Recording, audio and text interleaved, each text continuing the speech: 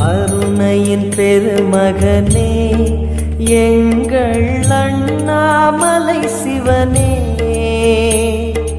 ஆடிய பாதத்தில் ஓரிடம் வேண்டும், ஆடிய பாதத்தில் ஓரிடம் வேண்டும். அருள்வாயீஸ்வரனே,